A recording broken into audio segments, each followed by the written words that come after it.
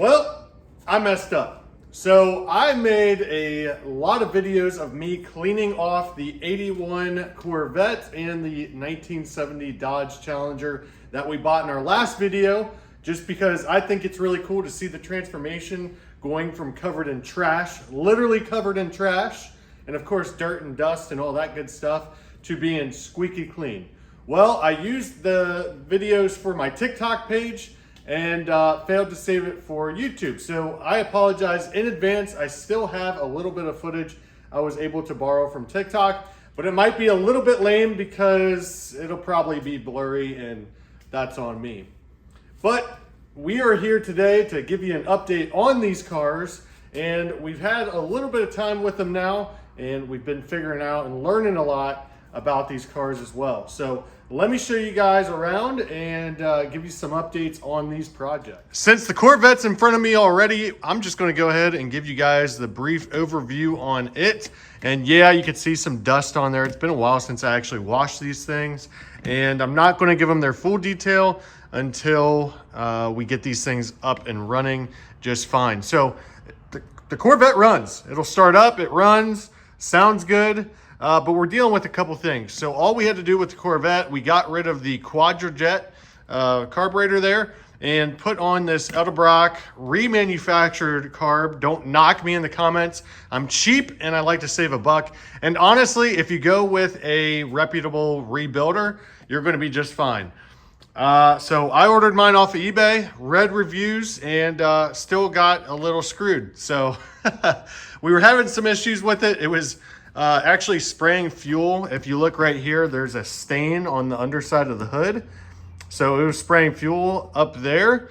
And to be honest with you guys, it probably bench tested just fine, but one of the brass floats actually had a crack in it.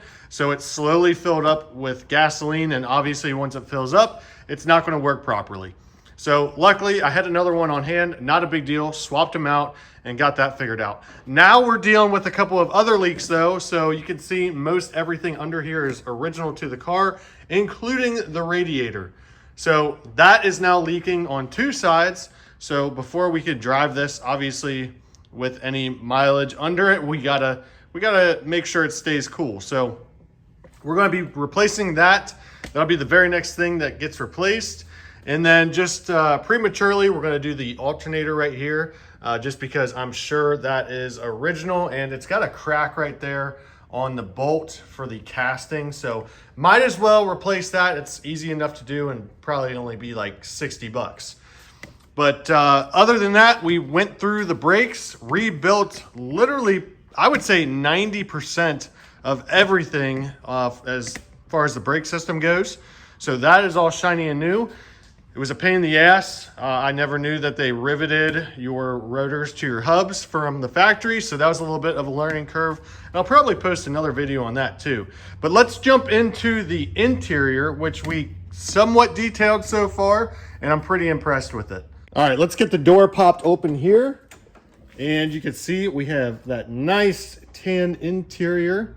And so the only part of this car that we haven't touched yet is the carpets.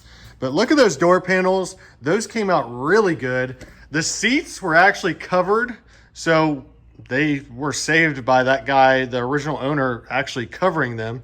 So lesson learned, cover your seats if you want to keep them nice. But let me get you down lower in here and show you, all the different components. All right, so as you can see, it's in pretty good shape. It's showing 95,000 miles on the odometer there. And look at the dash overall. These things are pretty much known for cracking, and I only found one little crack, and I can't remember where it is. Other than that, it is extremely clean. And I'll show you the fold down seats here. So if the steering wheel wasn't in the way, which we might be able to get that to telescope in a little bit, this seat would actually fold flat. And then it's got a little storage compartment that is really only useful for storing the T-tops when they're off.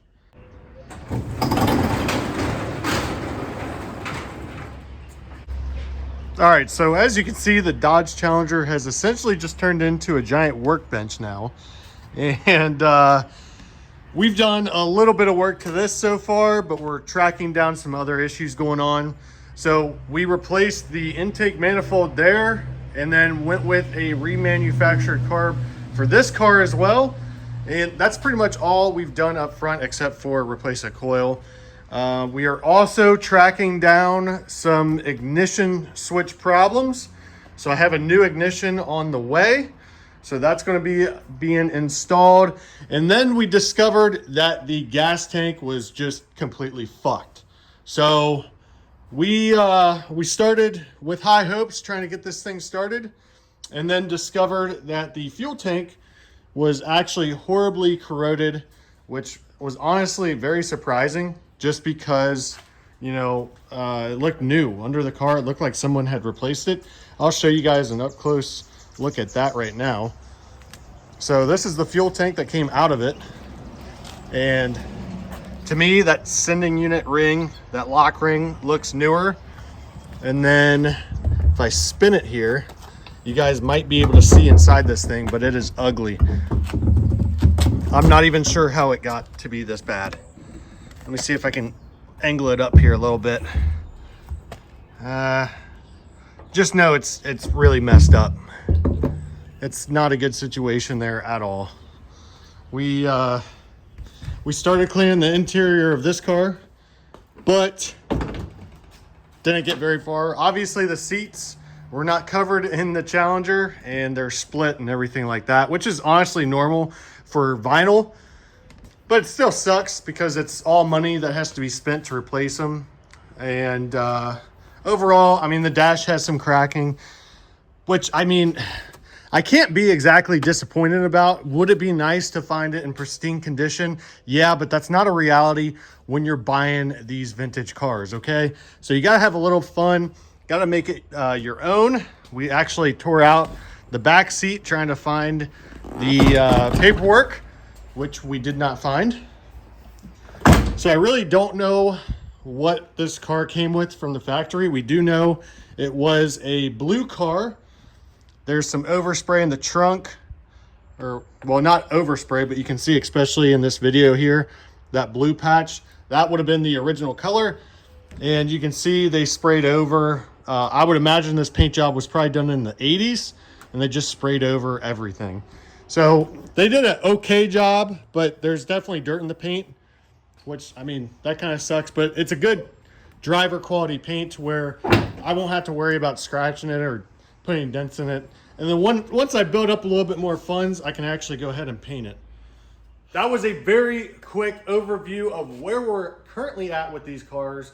And I'm hoping for the next video I have for you guys, we can at least have these things running.